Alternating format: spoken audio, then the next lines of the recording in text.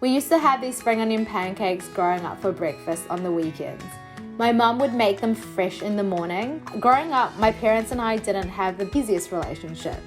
But like a lot of second generation immigrant friends, my parents showed me how much they loved me through their actions, cooking me these fresh pancakes in the morning. Having learnt how much of a labor of love these pancakes are to make, makes me appreciate my parents a little bit more when I go home, even when I'm being a shit.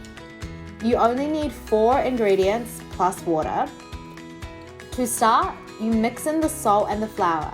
I'm using pink Himalayan sea salt because I'm a millennial and that's all we have, but mum would make them best with table salt and lots of it.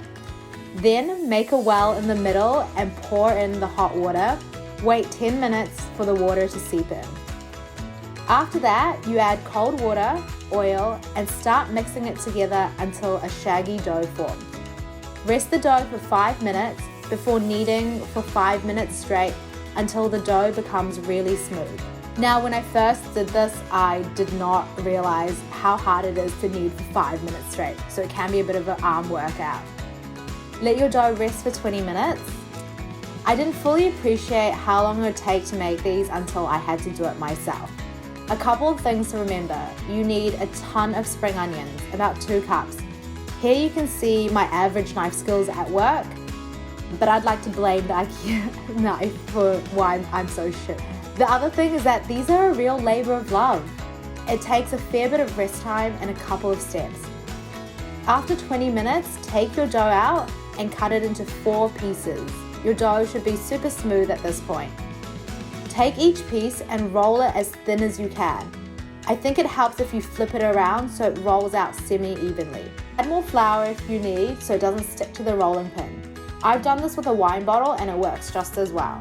Once the dough is rolled out, brush it with a bit of canola oil and sprinkle over your spring onions generously. Now, I'm pretty much a person with really little attention to detail and grace, and I managed to roll these, so you definitely can. Take one edge and roll it like a burrito/sushi roll, then take another edge and roll the dough onto itself, so it looks a bit like a snail shell or a spiral. Here it is again. So sushi roll, then burrito. Cover and let it rest for 10 minutes. After that, take your spiral out and roll the pancake out into a flatbread shape. Don't worry if you hear a bit of popping when you roll it out, it's all good. Next, heat up the pan with some more canola oil and pop your pancake in. Let it cook for 2 to 3 minutes on one side until it's golden and crispy before flipping and finishing it on the other side.